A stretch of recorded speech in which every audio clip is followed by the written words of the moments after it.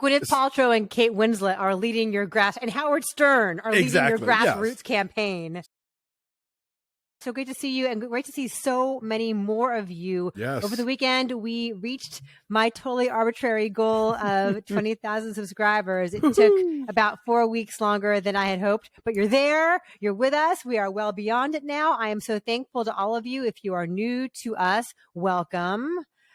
We do movie news and reviews every Tuesday and Friday, and we do cool stuff at our Patreon, including The Last of Us, which we've gotten a whole bunch of great new friends over at our Patreon for our Last of Us recap. So if you have not joined us there yet, if you're interested in that show, we'll be talking about episode 3, which is a stunner. Mm-hmm.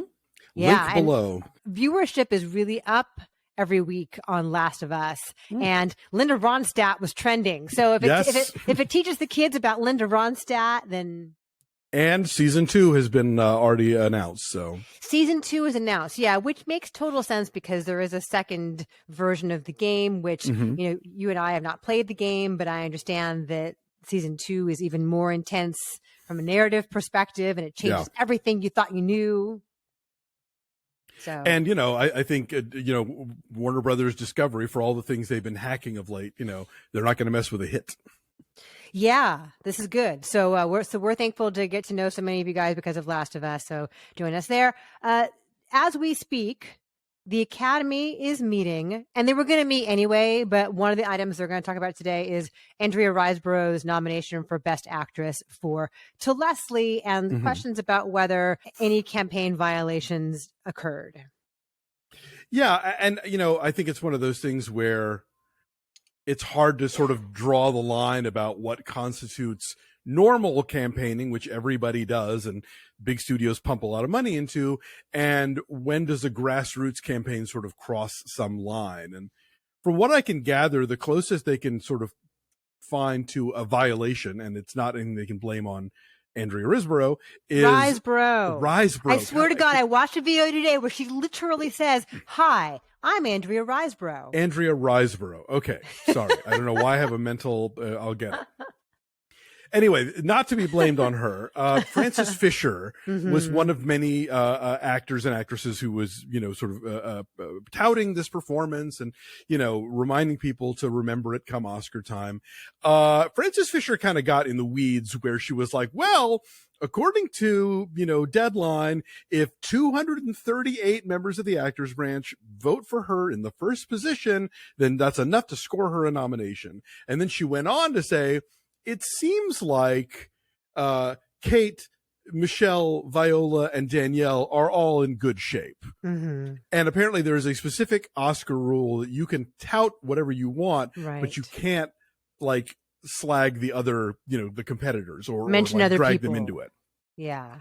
So if that happens, like Frances Fisher might get a wrist slap, and they might make more sort of specific rules about this in the future, but that's kind of it, and I think they also want to be very cognizant of not looking like they're cracking down on little tiny indie movies, trying to play up against the big studios. That's the thing. This movie, I understand, barely had the $20,000 that you need to be considered as an Academy Award to get contender. into the Academy screening web portal.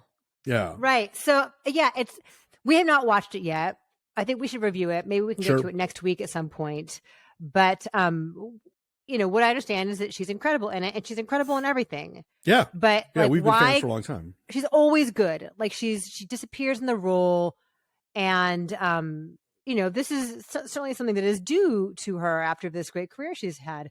But it seems like it's, numerically, if we're talking about very specific numbers, like Frances Fisher is, numerically at the expense of other actors who, as Frances Fisher even says in her fucking tweet or whatever, are a lock. Danielle Deadwyler should have been a lock. And so why can't people put together these grassroots campaigns for someone like Danielle Deadwyler, and then there is the racial divide that comes in? Right, exactly. And which I think calls up the larger issue of why awards are bunk, that we have to there's 5 and no more and no less, and so in a crowded year like this, then other factors come into play. Specifically with Danielle Deadwyler, from what I'm hearing, the movie hasn't really opened internationally at all, and that's where a lot of the voting block is now, which is why movies like All Quiet on the Western Front are having more of a footprint.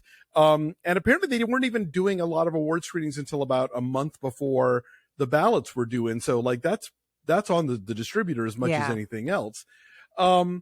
But yeah, unfortunately, you have this confluence of events of Viola Davis and Daniel Deadwyler not getting nominated, and then Andrea Riseborough getting in with this sort of like, can we call it a grassroots campaign if it's contingent upon celebrities tweeting? Right. Like, I don't know. Gwyneth Paltrow and Kate Winslet are leading your and Howard Stern are leading your grassroots campaign. So, again, this is why I always say the Oscars are nonsense. Well, the Razzies are too. Yes, but they at are. least they had the presence of mind to realize, we shouldn't have tooled on a 12-year-old girl. That was bad when they got a massive backlash. Yeah. For including when Drew Ryan... Barrymore comes after you, you come correct. I mean, it's not Ryan Kiera Armstrong's fault that Firestarter is not a good movie. She's 12. Yes. Or she was 12. And so they have taken her off of their Razzie ballot for this year, and they have instituted an age minimum for them to tool on you. This is the second year in a row that they've sort of stuck their foot in it, because you'll recall last year they goofed on Bruce Willis, and then the whole all that came out about his health condition. And so it's like I think maybe they go away for a while, like the Globes did, or forever. Yeah, or forever. The Razzies were originally kind of a fun idea, and they sort of poked fun at the notion of like being the antithesis of the Academy Awards.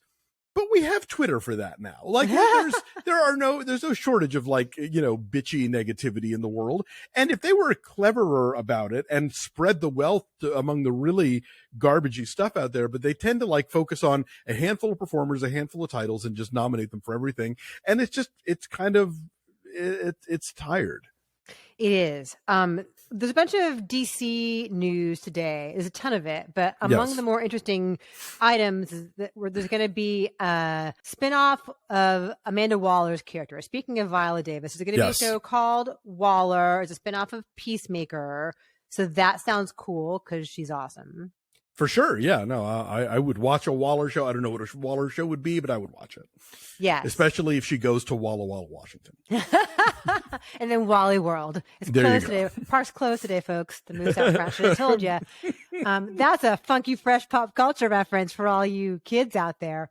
Keeping it bleeding edge over here. Yes. And then what else? So James Gunn talked about Batgirl.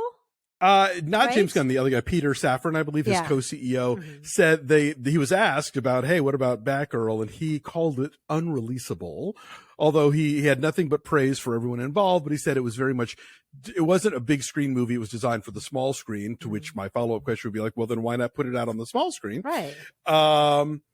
They are committed to being in the Ezra Miller business, apparently. But that's okay. That's releasable. Yeah. They're very excited about this Flash movie. Like they just say they think it's amazing. But that's what they're saying anyway. And then there is going to be sort of a unified kind of DC universe moving forward. But they're also going to have what they call Elseworlds, which is a thing from the comics where Elseworlds were sort of like alternate universes where other things would happen, and like imaginary stories or blah, blah, blah.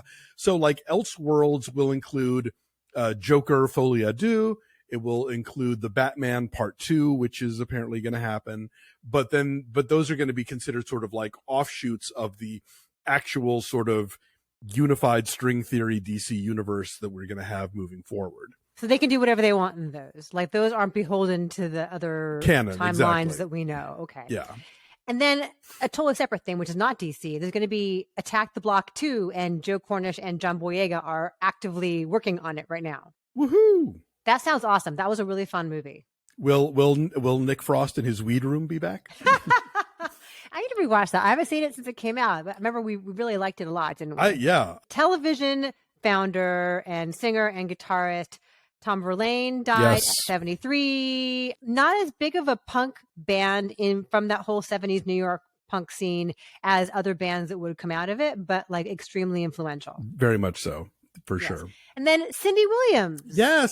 Died at 75. I think with both of them, it was a brief illness. But we think of her, of course, as Shirley from Laverne and Shirley. You and I do, of course, because we are of the age where we grew up with Happy Days and Laverne and Shirley and all that. But like, she was freaking adorable in American Graffiti. Yeah. And, she's chilling in the conversation. I was reminded of a movie that when we talk about missing movies like that have not been made available. She did an 80s comedy with Fred Ward and Harry Dean Stanton called Euphoria, which is hilarious. And I tweeted about it, and somebody said apparently it's on Vimeo, but like that's okay. I don't know how legit that is, but it is out there. And she made a very cult comedy from the 1970s called The First Nudie Musical. Oh. Which is, the fact the word nudie should tell you that it's not like a pornographic movie. It's very racy. It's racy, but in a very goofy and silly way. And it's on Tubi if you've never seen it.